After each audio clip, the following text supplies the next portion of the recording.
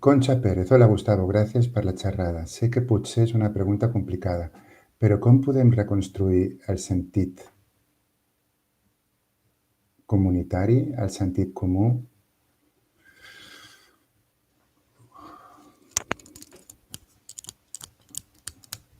Aviam, començo amb la pregunta de la Concha. Jo no ho sé com es pot reconstruir el sentit comú del comunitari. Ja sabeu que estava buscant, ja sabeu que hi ha un llibre molt xulo que és el sentit, el comú català, que el va fer el David Algarra i que també ha fet una edició en castellà, i ell ens dona les claus històriques del sentit comunitari a casa nostra a Catalunya. Jo no sé com es pot reconstruir, però el que intueixo és que d'entrada hem de generar els espais de comunitat. I en el món urbà, jo ara us escric, parlo des de Barcelona, realment és difícil, perquè fins i tot quan parlem del món rural i parlem de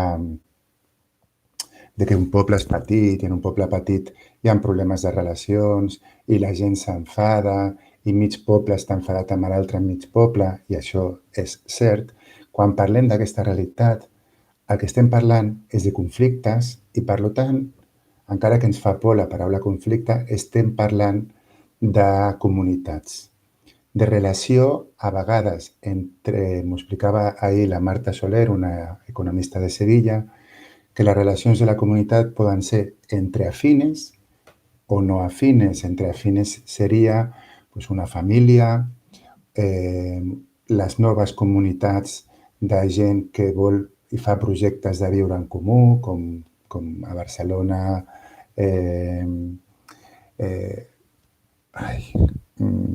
aquí de la Collserola, ara no em surt el nom, o Calcases, una comunitat de gent jove que ja té molt de consolidat. Aquestes són comunitats d'afins on gent d'un mateix tarannà, d'un mateix pensar, s'ajunten, ja pugui ser en un poble, en un món rural. També conec una experiència molt bonica a Burgos, on tota una comunitat d'afins van decidir llogar tots un pis del mateix bloc, de manera que en un únic bloc pràcticament tots els veïns són una comunitat d'afins i comparteixen ideals comunitaris. Per exemple, han repartit que dintre dels pisos no tothom té rentadora i diguéssim que tenen una habitació o un espai on estan 2 o 3 rentadores comunitàries per no tenir que replicar a cada casa el mateix model. Evidentment, només tenen un wifi i el comparteixen tots, que això és una cosa que és estranya, però que l'individualisme capitalista no ens permet fer de forma automàtica, o fins i tot tenen una habitació gran o un dels pisos grans acondicionat perquè els nens de totes les famílies estiguin junts i puguin tenir una vida comunitària com a nens. I això deia que és una experiència a Burgos de capital. Això són les comunitats d'afines, projectes buscats, com les ecoaldees, on et trobes amb gent que pensa el mateix que nosaltres. Però després estan les comunitats de no afines, i aquesta és la que té el secret. I aquesta és la que el món rural ens pot inspirar. Com hem de fer per viure en una aldea, en un poble, en un barri, on hem de fer comunitat amb aquelles persones que fins i tot no són del nostre estil, pensen diferent, tenen uns altres tarannàs, tenen ideologies, a vegades fins i tot molt contraposades, però aquí és on deia, en tot cas, si hi ha conflicte, hi ha comunitat. I a partir d'aquí suposo, Concha, que es pot començar a reconstruir aquest sentit del comunitari, posant-ho en pràctica. I crec que no hi ha una altra forma que tornar a cercar la petita comunitat, a obligar-nos a viure, no en un monocultivo de persones que són les grans ciutats, sinó viure a petita escala. Però si voleu fer aportacions, segur que direu coses més sàvies que aquestes que jo dic. Perquè em penso que no podeu intervenir. Bueno, Nerea, podeu intervenir només pel xat. Això és, com es diu? Condiciones injustas de mercado. Què podem impulsar des dels municipis per reapropiar-nos de la sobirania alimentària? Mira, justament el tema dels municipis està molt treballat. Hi ha molta gent que ha anat desenvolupant propostes de polítiques municipals per apropar-se a la sobirania alimentària perquè... Sí, Can Masdeu, Conxa, perdona. Hi ha hagut molta feina, sobretot a partir del 2015, que es va signar el que es coneix com a Pacto de Milán, on es reconeix que les ciutats, que els pobles, que els municipis no han de defugir de les polítiques alimentàries, al contrari, les han de posar com a prioritat.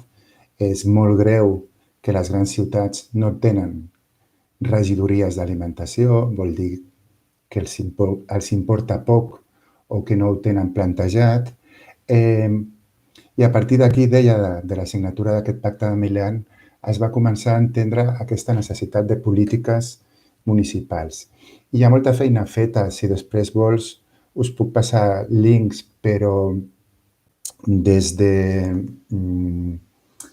ya en marcha a nivel estatal la red de ciudades de l'agroecologia, que dintre d'aquesta xarxa hi ha moltes ciutats catalanes i allà es recull el que s'estan fent.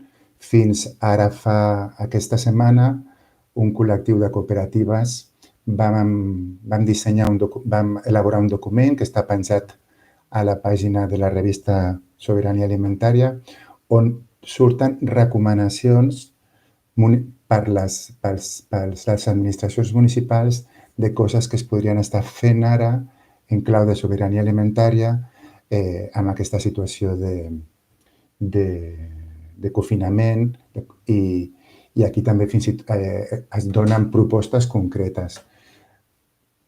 Jo diria que el primer, el principal, és situar que un ajuntament, un municipi, prengui consciència que l'alimentació no es pot deixar en mans del lliure mercado i que s'han d'emprendre polítiques actives. Si no fem res, si prenem una posició neutral, el que estarem donant joc és a l'entrada o a l'enfortiment de l'agroindústria, dels supermercats, etc. I un ajuntament ha de posicionar-se políticament i ha de dir no, nosaltres treballarem en favor de la sobirania alimentària, de l'agroecologia i posarem impediments perquè no vinguin més grans superfícies, impulsarem horts comunitaris, impulsarem la recuperació de les terres comunals que encara en molts pobles encara tenen, un desplegament de mesures com els temes de la compra pública, com el tema de recuperar mercats de pagès,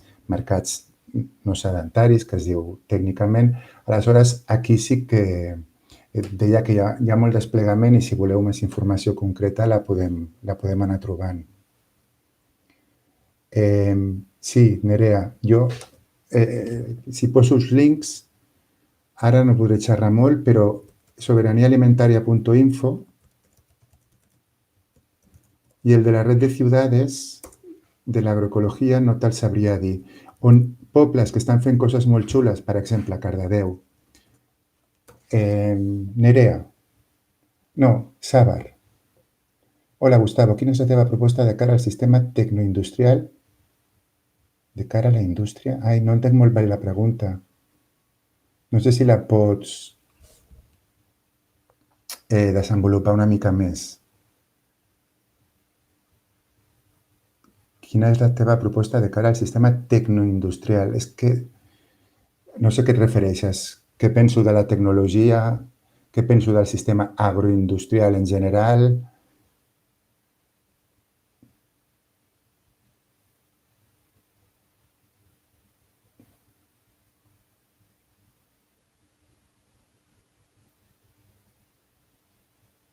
Si m'ho vols especificar.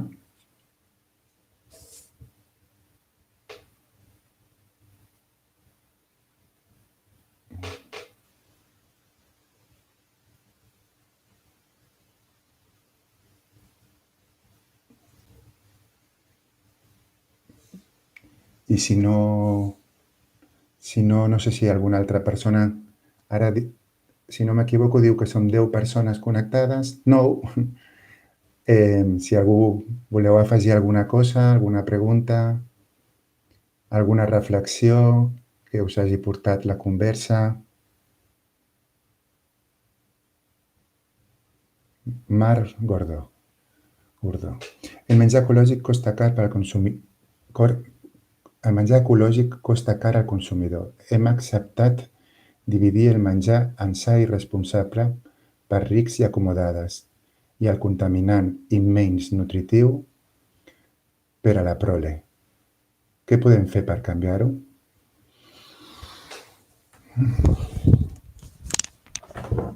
Estic d'acord, però crec que l'afirmació l'hauríem de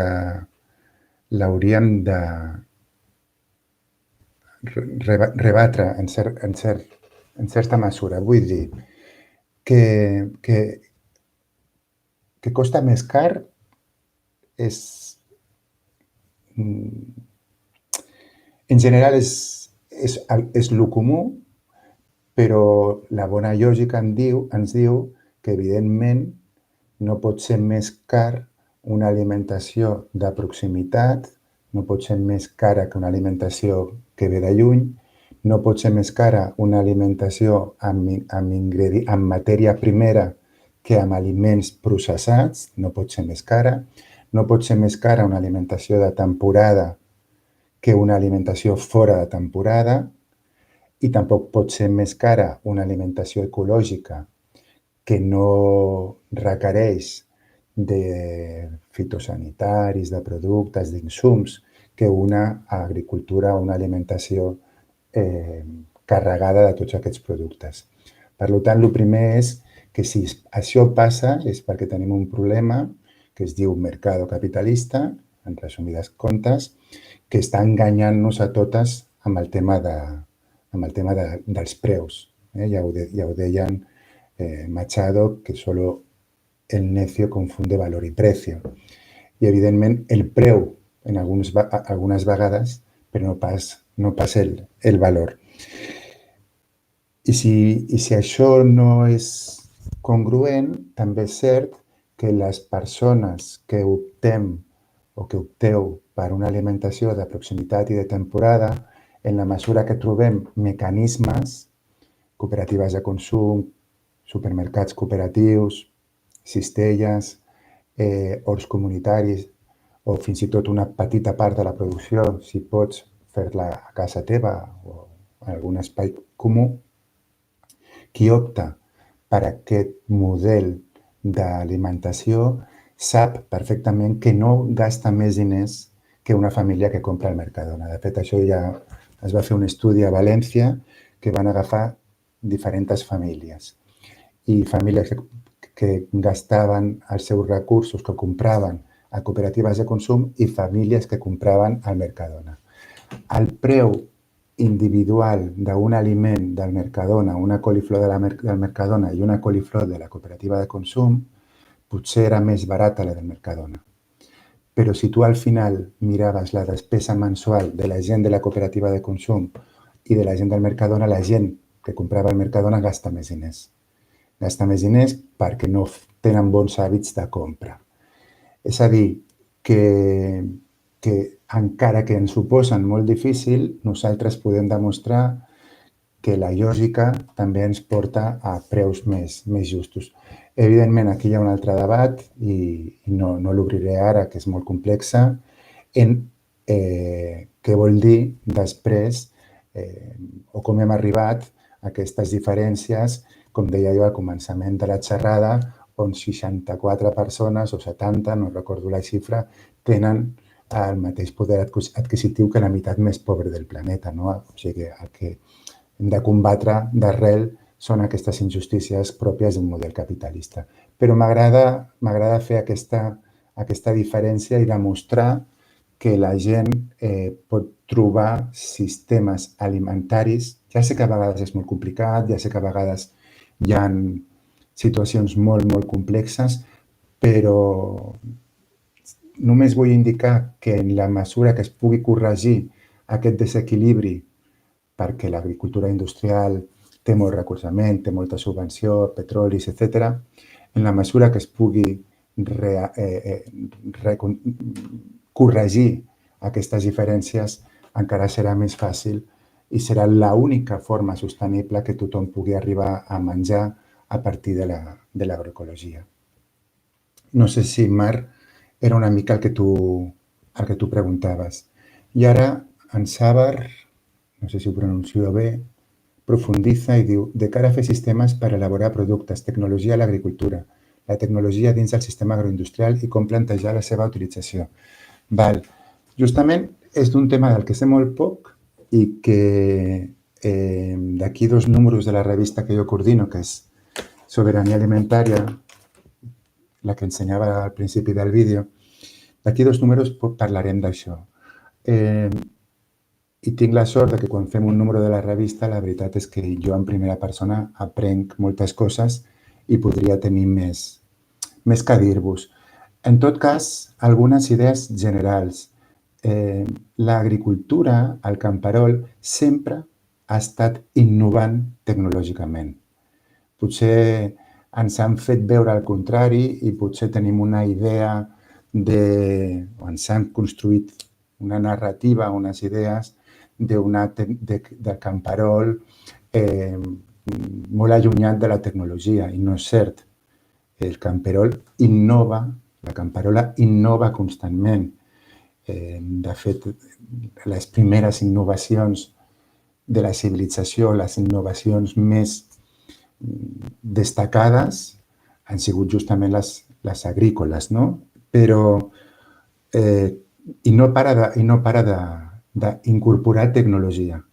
La diferència està en que sigui tecnologia pròpia i apropiada, que no sigui una tecnologia imposada i que no sigui una tecnologia que tu no pots controlar, que és el que passa majoritàriament amb les tecnologies actuals.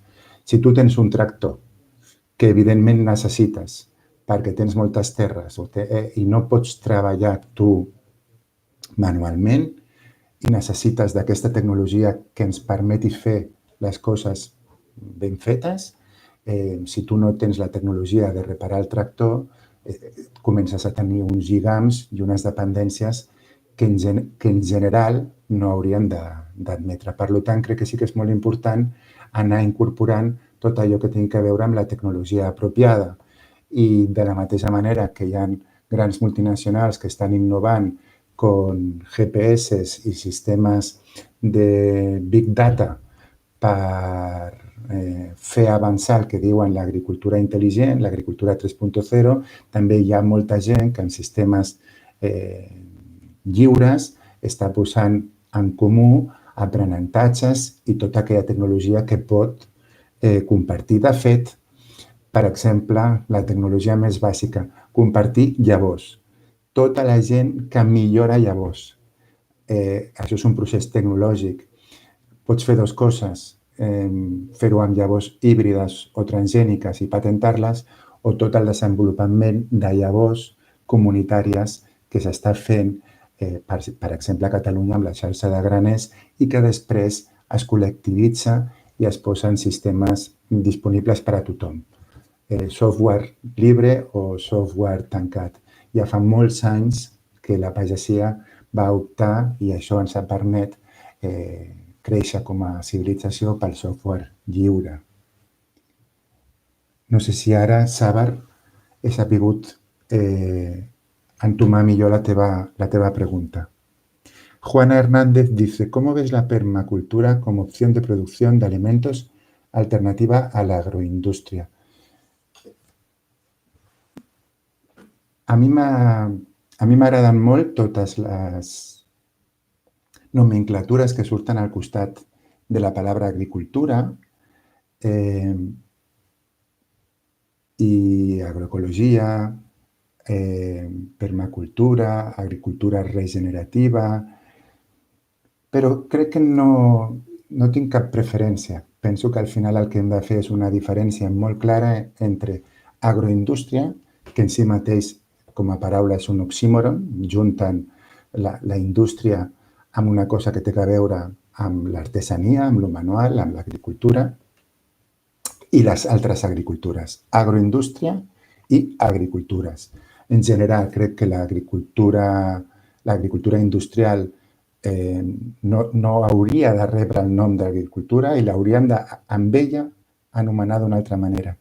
I després, totes les variants d'agricultura camperola em semblen molt interessants i cadascú pot trobar la que més li agradi.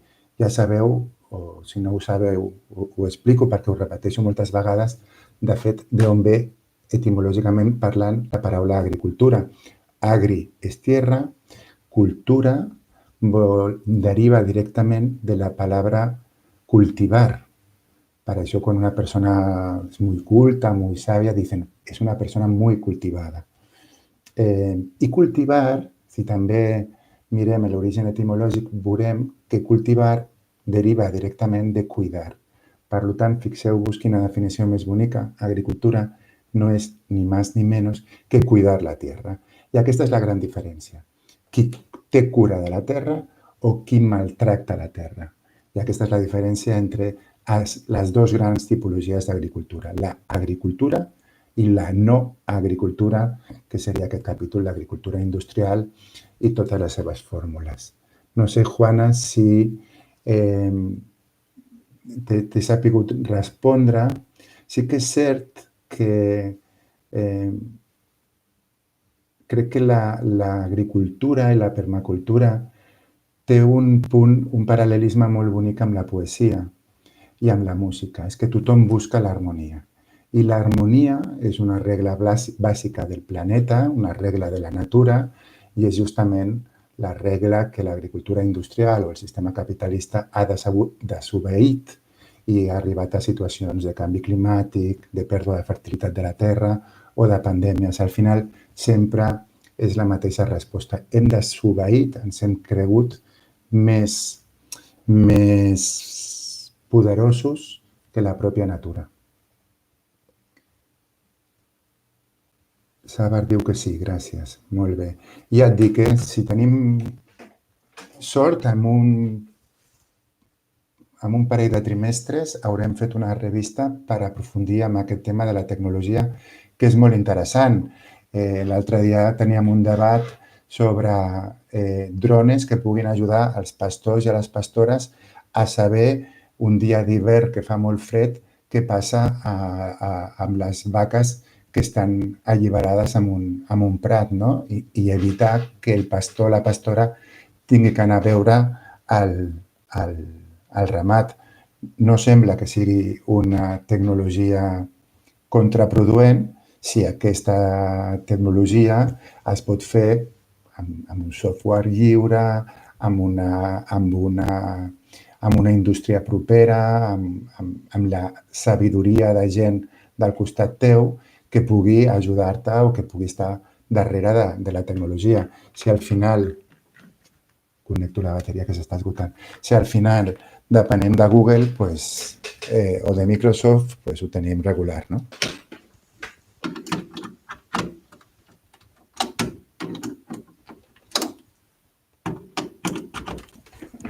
Ja estic aquí.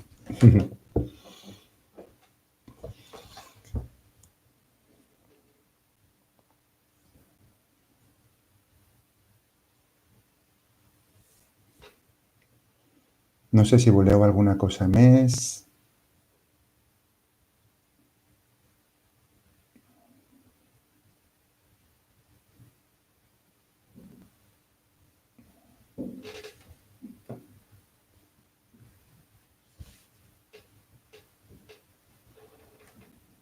O als companys de l'entitat, si penseu que quanta estona voleu que estem, ja em direu coses. Jo ara em callo, val? Em direu cosetes.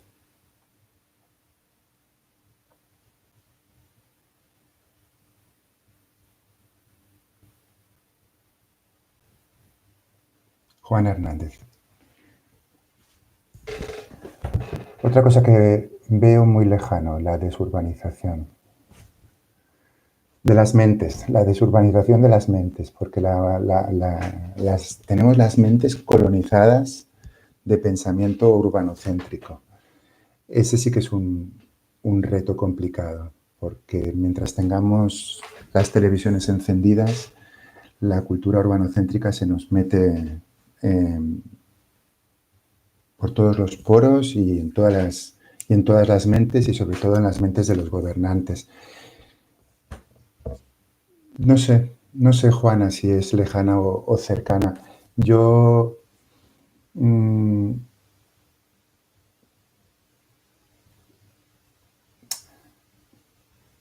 supongo que de una forma falsificada tengo muy presente toda la movilización de personas, muchas de ellas jóvenes, con el deseo y con el esfuerzo y con el propósito de irse a vivir al mundo rural.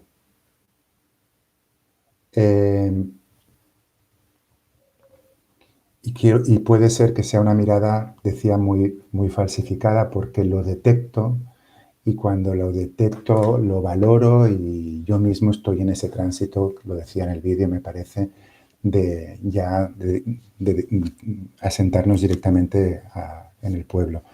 Pero también creo que es una mirada muchas veces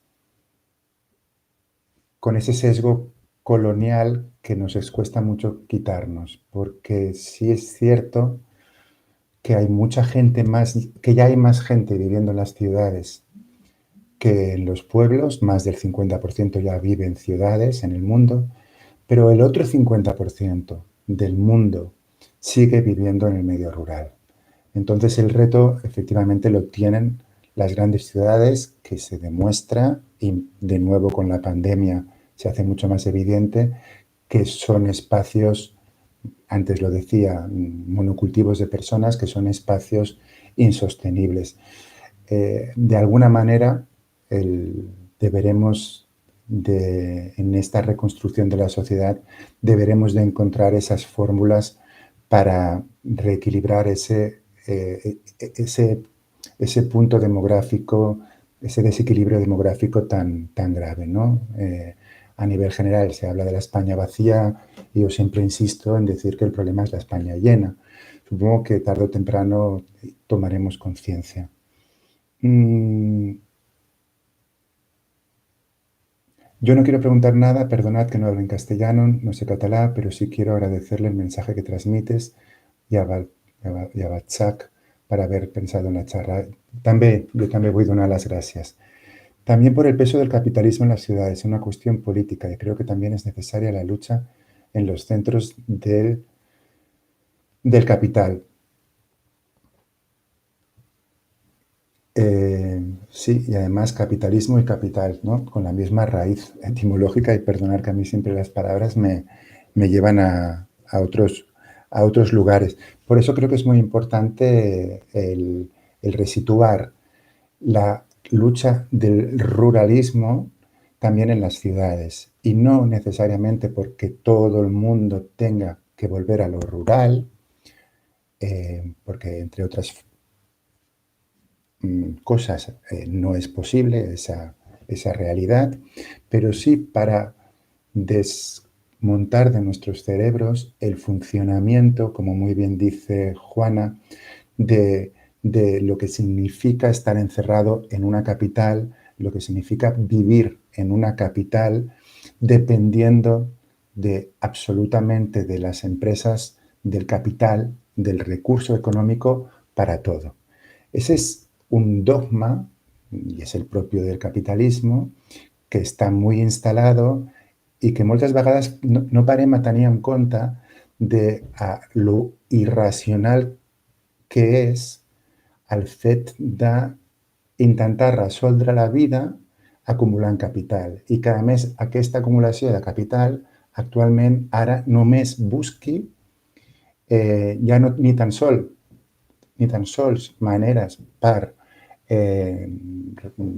la reproducció de la vida, sinó ara que el capital, l'únic interès, i fixeu-vos les paraules, l'únic interès que té és reproduir més capital i més capital. Llavors, aquesta lògica del capitalisme a la ciutat i als nostres caps l'hem de trencar i hem de tornar a posar valors propis de la ruralitat, que és el que sí que penso que totes podem tornar a assumir i que tenen a veure amb les coses que deia a la xerrada.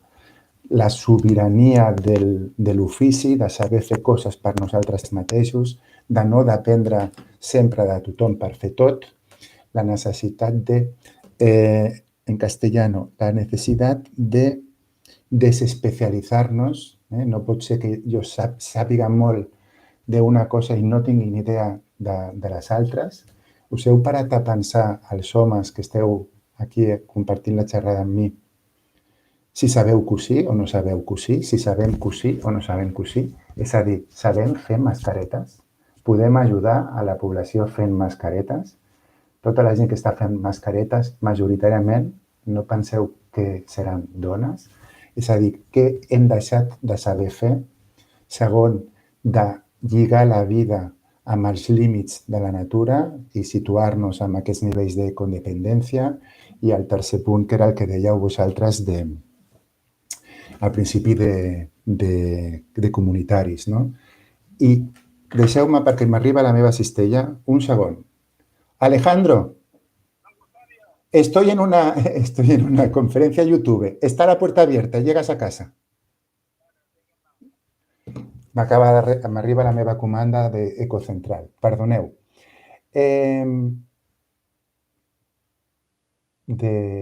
Ecocentral és una cooperativa de consum. No, perdoneu, Ecocentral és una cooperativa que estava treballant per portar, distribuir menjar als menjadors escolars de Barcelona i ara, amb els menjadors tancats, aquesta gent s'han reinventado i han fet un exercici que ens demostra que l'agroecologia és resilient, és flexible i ara s'han transformat per portar cistelles a domicili per la gent de Barcelona. Si us interessa, es diu Ecocentral. Perdó. Galgui Estudio Radio TV, uau. Com iniciaries un procés local per desasfaltar un carrer i convertir-ho en horts urbans? Cantando a Víctor Jara, ¿no? A desalambrar, que la tierra es tuya y de los demás. Començaria amb una festa, començaria cantant i aquí sí que necessitem l'agricultura regenerativa, no? La necessitat d'agafar la vida microbiana d'un hort, d'un compost, del bosc, aquella turba del bosc, que és el que necessitem per tornar a començar a tenir terra fèrtil, ¿no? Bajo el asfalto está la huerta, ¿no? Que deien un col·lectiu de Madrid. Juana, por otro lado, el tema de huertos urbanos hay que mirarlo con cuidado por el hecho de que el suelo urbano no es cultivable, está contaminado. Bueno, el que deia, hi ha moltes experiències i podem trobar terra i podem fer la nostra pròpia terra sana i fèrtil. Un altre problema és que tenim l'aire contaminat, no? I l'aire contaminat d'alguna manera també afecta a les nostres plantes, igual que afecta als pol·linitzadors. Jaume, m'encanta el títol d'avui, el futur serà rural. Creus que ens en sortirem? Ostres, sí, ¿no? ¿Podrías recomendarnos algún autor que hable un poco del tema?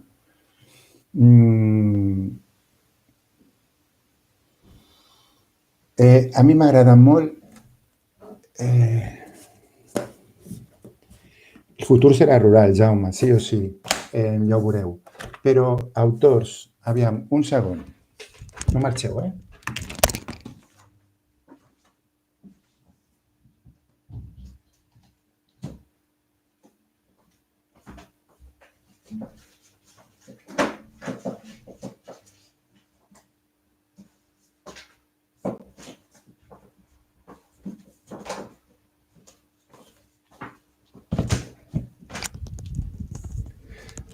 Ara anem a fer la secció de biblioteca.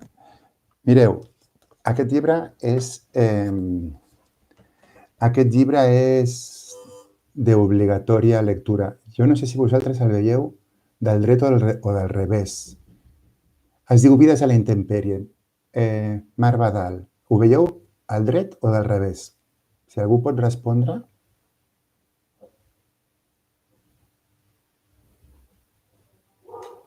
Acaba d'arribar la cistella. Podeu respondre a algú si es veu del dret o del revés? Per aquí al xat? Al dret, perfecte. Vale. Aquest, essencial, val? Està reeditado i parla dels valors de la pagesia i del món rural d'una forma molt interior, que arriba allà on estan les emocions. Aquest és que ara, aprofitant que comentava abans, El Comú Català, del David Algarra, que va molt lligat a un altre llibre de Costumbres en Comú, aquest ja és un clàssico, Thompson, també del que vol dir la vida comunitària.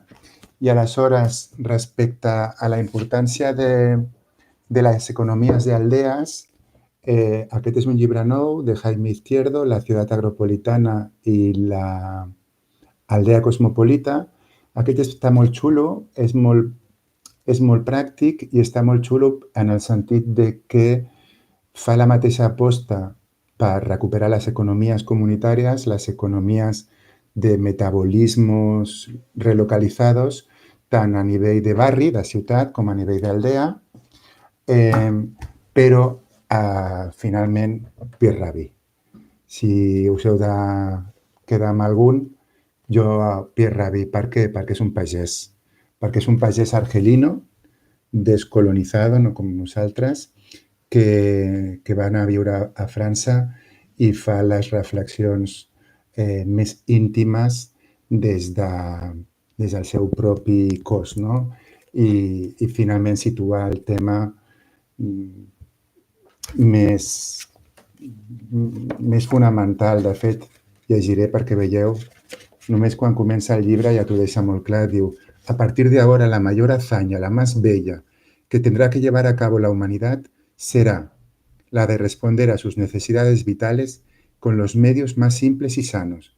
Cultivar un huerto o entregarse a cualquier actividad creadora de autonomía será considerado un acto político, un acto de legítima resistencia a la dependencia i l'esclavitud del ser humano.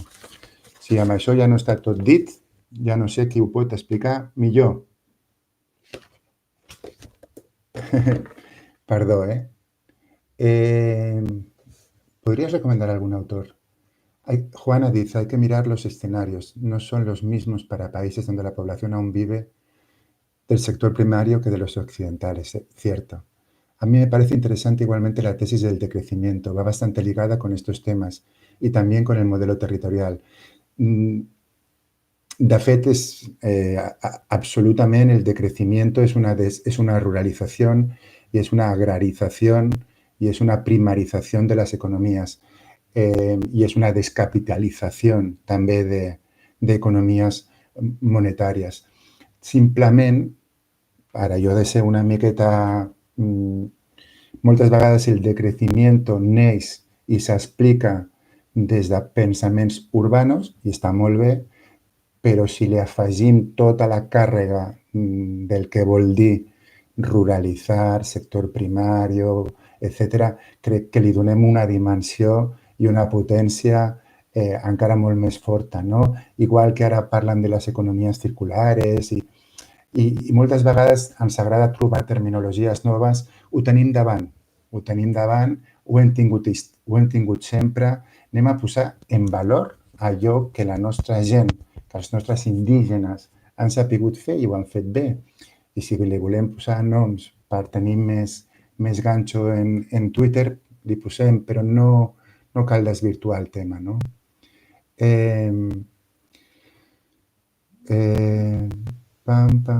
Es veu bé. Me hablaron muy bien de algunos autores de anarcoprimitivismo. ¿Conoces algo de John Searson? Ostras, no.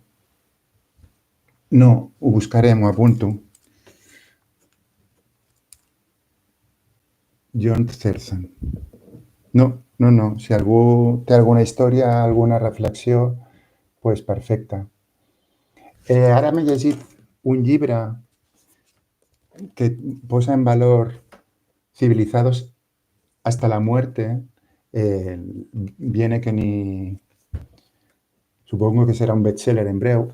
I parla molt, aquest senyor, no crec que sigui un senyor anarquista, no veig aquí, no destila anarquisme, el que sí que destila és, el que sí que parla molt és de posar en valor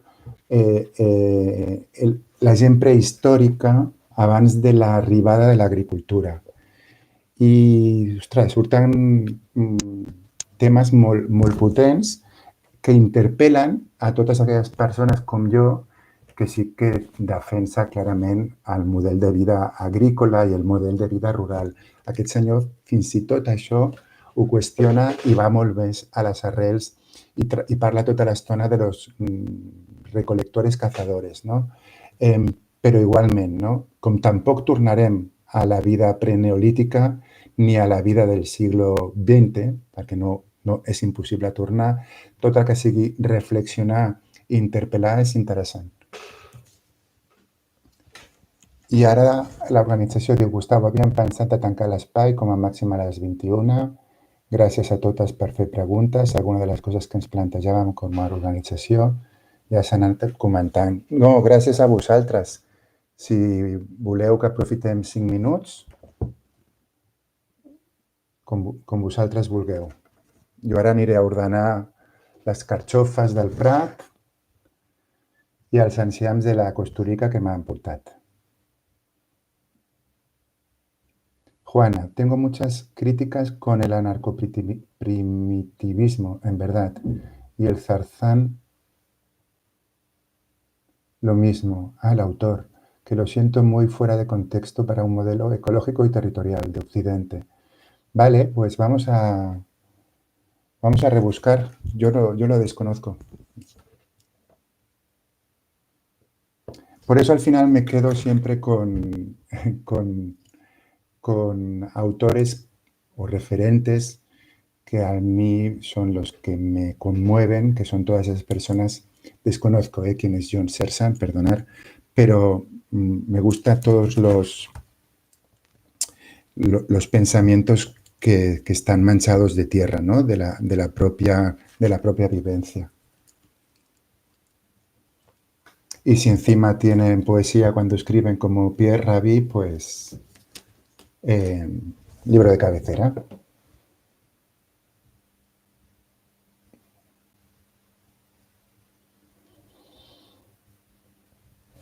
Mira, lo que sí que os dejo es mi correo electrónico para soberanía alimentaria.info. Yo encantado de que me escribáis, de que compartamos cosas, que busquemos proyectos comunes.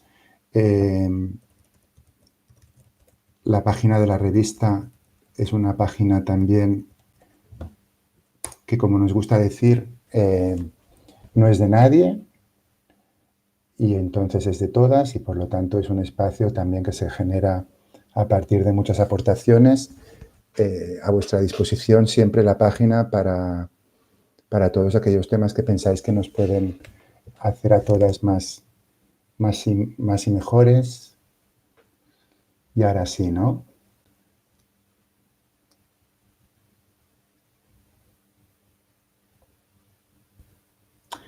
Pues molt bé. Vinga, doncs moltes gràcies. Salut i bons aliments.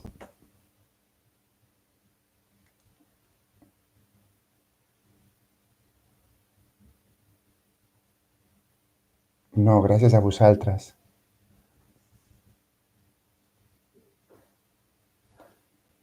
Uau, la Conxa encara té temps per preguntar per col·lectivitzar els beneficis als supermercats.